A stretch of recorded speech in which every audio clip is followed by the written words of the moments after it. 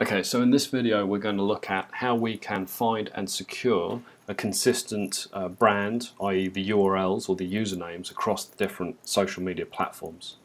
This is really good because you need to protect your online identity.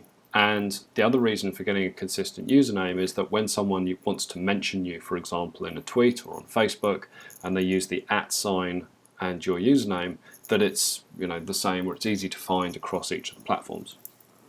You don't want to make it hard for people to be able to give you love. Now we're going to focus primarily on Facebook, Twitter, YouTube, and Google Plus in creating these URLs and those pages. Pinterest and Instagram are also good ones to go and get. And you might know of a social network that's particularly good for your user base. You might consider doing a LinkedIn company page as well, where you can select that username too. Google Plus is the outlier here. With Google Plus you can't select the URL. They give you the page and they choose the URL for you after a period of time of being active on Google Plus.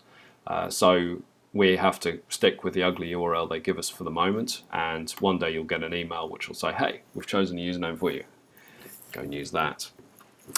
Alright, so to choose a username you need to be, like I say, as consistent as possible, but there are some guidelines.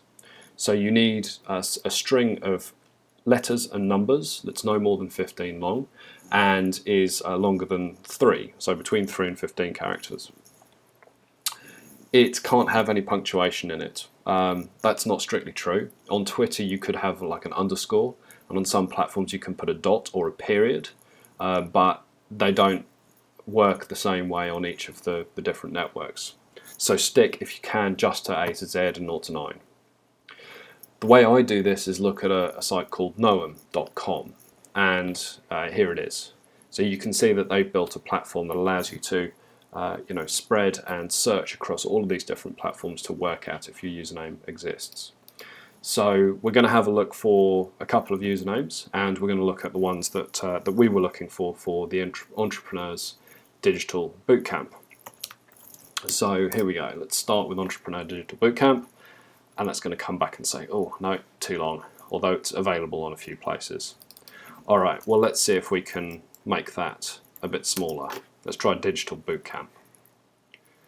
Alright, there's a few things that aren't available there, so that's no good to us. And my key criteria are to get Facebook, YouTube and Twitter all the same. So let's try the EDBC. Okay, Facebook's good, Twitter's not, YouTube's not. Alright, so let's just check on Twitter. Oops. Oh dear. DBC. Let's see what's there.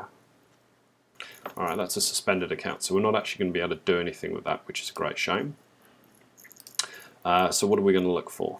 What about the ED Bootcamp? Alright, perfect. There we go. We've got a good stretch across the board. And if we're going to show that off, then we can do it kind of like this. We could do the ED Bootcamp. Oh, you'll notice that Facebook there is saying it's not available. And there you go. So that connection doesn't always work. And let's just try ED Bootcamp as well. Okay, Twitter again.